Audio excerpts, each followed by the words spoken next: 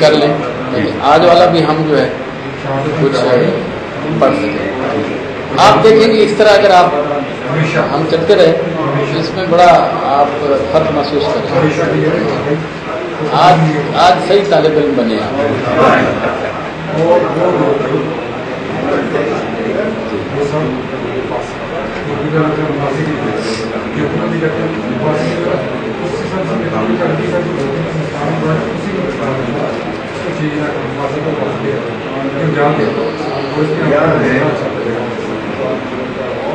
تو آج دوسرا رکوع ہے.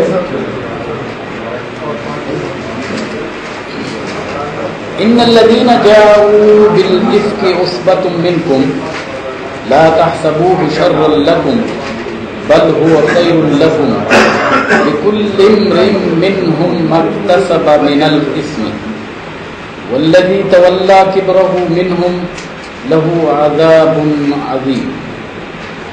ان جہاں بھی آئے گا اس کا معنی ہے بے شک، انا آئے گا تو اس کا معنی بھی بے شک۔ الذین وہ لوگ جو، وہ دیکھیے واو آخر میں ہے تو یعنی ہے جمع کا، اور وہ سارے آئے، جاؤ وہ سارے آئے، بالافک بے کا معنی ہے ساتھ، الافک کہتے ہیں ایک ہے جھوٹ، ایک ہے گھڑا ہوا جھوٹ۔ افک جو ہے یہ گھڑا ہوا، یعنی جو انسان اپنی طرف سے، ایک تو ہے جھوٹ سادہ سمپل سا جھوٹ ہے، ایک ہے خود بنانا، جھوٹ کو بنانا۔ تو کذب جو ہے وہ جھوٹ ہے جو سمپل ہے، خود نہیں بنایا، مثلا یہ ہے کہ بات کہی اس نے فوراً ایک بات کر دی، لیکن ایک ہے پہلے سے اس نے پلان کیا ہے اور بنایا ہے، تو یہ فرق ہے کذب میں اور افک میں۔ قرآن جو ہے اس کو بھی مکہ والے یہ کہتے تھے کہ یہ جو اس کے اندر یہ قوموں کے کہانیاں کس سے آئے ہیں، تو وہ کہتے ہیں کہ افکن یہ ایک کھڑا ہوا تراشا ہوا جھوٹ ہے، افطرا ہو جسے اس نے گھڑ لیا ہے، یہاں افک کا معنی ہے گھڑا ہوا، خود سے بنایا ہوا۔ تو اب یہاں سے یہ واقعہ ہے افک شروع ہو رہا ہے۔ پہلے جو احکام آئے اس میں پہلے رکوع میں وہ یعنی کون کون سے ہو سکتے ہیں، آپ نے اب ترجمہ بھی پڑھ لیا۔ پہلا حکم تو تھا زانی مرد زانی عورت کا اور ان کو کوڑے لگانے کا۔ دوسرا حکم کیا تھا کہ کوڑے لگاتے ہوئے ترس نہ آئے، ٹھیک ہے نہیں، اور ایک مومنوں کا گروہ جو ہے وہ اس میں ضرور۔ پھر اس کے بعد وہ لوگ کہ جو پاک دامن عورتوں کو تہمت لگاتے ہیں، وہ ان کے لیے 4 گواہ لانے ہیں، نہیں لاتے خود کوڑے کھائیں، اور وہ تعداد کتنی ہے 80۔ اس کے بعد وہ لوگ کہ جن کے پاس گواہ بھی نہیں ہے لیکن خامند ہے یا بیوی ہے، دونوں اس میں شامل ہے۔ بیوی بھی ایک اپنے خامند کو دیکھتی ہے تو وہ بھی اگر 4 گواہ لاتی ہے تو قبول کیے جائیں گے، اور وہ چونکہ بیوی ہے اور 4 گواہ نہیں لا سکتی تو پھر اس کو کیا کرنا ہوگا، اس کو کہتے ہیں لعان۔ وہ آیا نا ان لعنت اللہ علیہ، اس کے لیے اصطلاح استعمال کر لی شریعت نے، اور وہ کیا ہے لعان، ایک خاص اس کے لیے یہ اصطلاح ہے۔ اب آپ اس کو دیکھیں کہ جو پہلا تھا نا وہ تہمت ہے، پھر اس کی یہ آگے دوسری شکل ہے۔ پہلی جو تہمت ہے 4 گواہ نہیں لائے اس کو ہم کہتے ہیں قذف۔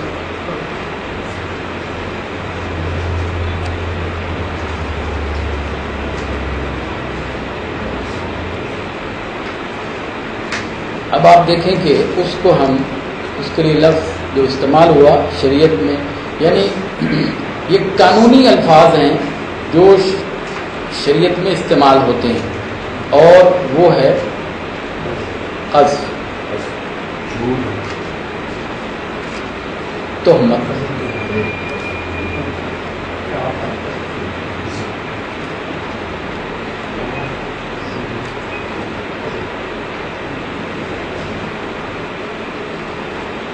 ہاؤس جو ہے وہ بھی جواب دے دیا۔ یہ لفظ ہے قذف، یہ اس کی جو تشریح ہے وہ دیکھیے فقہا کریں گے، عام آدمی نہیں کر سکتا، کیونکہ یہ لا کی بات ہے، شریعت لا کو کہتے ہیں، قانونی لفظ ہے۔ وہ کیا ہے ان کو معلوم ہے، قرآن میں یہ لفظ تو نہیں استعمال ہوا، یہ اس کو پھر کس نے قانونی شکل جس نے دی ہے وہ فقیہ ہے، اس نے پھر اس کو تفصیل کے ساتھ بیان کیا، تو یہ قذف کہلاتا ہے بغیر 4 گواہ کے۔ اچھا، اب میاں اور بیوی کا اگر مسئلہ ہے، گواہ نہیں ہے، تو پھر بھی ایک شکل ہے موجود ہے، خامن جو ہے وہ اپنی آنکھوں سے دیکھ لیتا ہے، بیوی جو ہے وہ اپنی آنکھوں سے دیکھ لیتی ہے، تو وہ نہیں ہو سکتا، گواہ نہیں لا سکتے، تو اس کی جو ہے وہ ایک قانونی شکل ہو جاتی ہے، اور اس کو کہتے ہیں لیان، کیونکہ وہ لفظ یہاں قرآن میں قذف تو استعمال نہیں ہوا، لیکن یہ لفظ استعمال ہوا لیان کا جو ہے، یہ میاں اور بیوی کے لیے، اور کوئی آدمی اس کو اور کوئی عورت اس کو استعمال نہیں کر سکتی. یہ ہے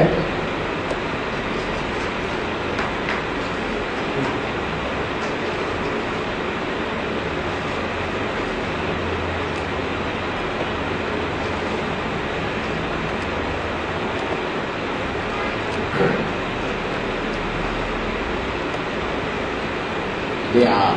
یہ تلفظ اس کا ہے لیان، لعنت سے ہے، قذف اور لیان. جب لیان لفظ بولا جائے تو آپ کا فوراً تصور کس طرف جانا چاہیے؟ میاں بیوی کی طرف، کہ وہ گواہ نہیں ہے، تب یہ بات آئے گی. اور اب یہ حکم اس کے بعد جو ہے، اب یہ افک کا واقعہ ہے. یہ وہ واقعہ ہے کہ جو اس سورت کے نزول کا سبب بنا ہے. یہ سورت جو نازل ہوئی اس کا سبب یہ واقعہ ہے، افک کا ہے. لیکن اس سے پہلے رکوع میں اللہ تعالیٰ نے ایک عام کا ایک قاعدہ بیان کیا، زانی مرد زانی عورت جنا کا، اور یہ لیکن اصل واقعہ جو ہے کسی بھی قرآن کی کسی سورت کے نزول کا سبب جو ہوتا ہے اس کو ہم اردو میں کہتے ہیں شان نزول. اس کو کیا کہتے ہیں؟ شان نزول، سبب نزول. یہ بڑا قیم علم ہے، اتنا قیم علم ہے، اتنا زبردست علم ہے کہ اس کی بڑی اہمیت ہے. اور حضرت عبداللہ بن مسعود رضی اللہ عنہ بڑے قسم کھا کے کہتے ہیں قرآن کی کوئی آیت اگر کوئی مجھ سے زیادہ جانتا ہے کہ وہ کس کے بارے میں نازل ہوئی، کب نازل ہوئی، کیوں نازل ہوئی، کہاں نازل ہوئی، اور مجھے یہ معلوم ہو جائے کہ اس کا فلاں شخص کو علم ہے، تو میں اس کے پاس جاتا ہوں، اس کو میں کہتا ہوں بتاؤ. وہ صحابی ہیں، عبداللہ بن مسعود رضی اللہ عنہ صحابی. تو یہ سبب نزول جو ہے، یہ جتنے بھی علوم ریلیٹڈ ہیں قرآن کے ساتھ، ان میں سب سے پہلا علم ہے جس میں لوگوں نے کتابیں لکھنا شروع کی. موضوع، سبب نزول، شان نزول، تو یہ پہلا علم ہے. اور بھی علوم ہے، حروف مقطعات ایک علم ہے، ٹھیک ہے. شان نزول ایک علم ہے، سورت کا بھی ہو سکتا ہے، آیت کا بھی ہو سکتا ہے. تو اس لحاظ سے اس سورت کا، سورہ نور کا جو شان نزول ہے وہ یہ واقعہ ہے، افک ہے. وہ ہم پہلے بیان کر چکے. 40 روز یہ اس کرب اور بلا سے حضرت عائشہ بھی گزری، اور رسول اللہ صلی اللہ علیہ وسلم بھی، اور اہل مدینہ بھی، مخلص مسلمان بھی اس سے گزرے. تو یہ 40 دن کے بعد یہ سورت جو ہے نازل ہوئی، جس کے اندر اس واقعہ افک کا ذکر کیا گیا کہ اب کیا ہونا چاہیے، جن لوگوں نے یہ کام کیا کیا ہونا چاہیے. واقعہ افک ہے. ان بے شک الذین، وہ لوگ جو جاؤ آئے، وہ سارے آئے، بالافک گھڑے ہوئے جھوٹ کے ساتھ. اسبتم ایک گروہ ہے، اسبتم ایک گروہ ہے، منکم تمہیں میں سے، وہ کوئی باہر کا نہیں، وہ کیا ہے؟ تمہیں میں سے ایک گروہ ہے. لا تحسبوہ، لا یعنی نہ، تحسبوہ دیکھیے واو آخر میں ہے، جمع ہو جائے گا. تم سب گمان مت کرو، حساب شمار کرنا کہتے ہیں.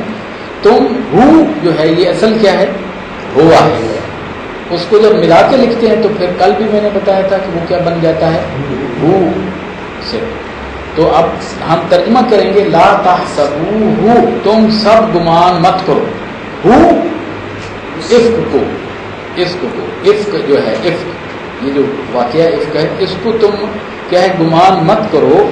شررن، یہ بہت برائی ہے، بہت برا ہے، مسلمانوں کے حق میں بہت برا ہے. یہ اللہ فرما رہا ہے لکم، تمہارے لیے. لام کا معنی لیے اور تم، تم اس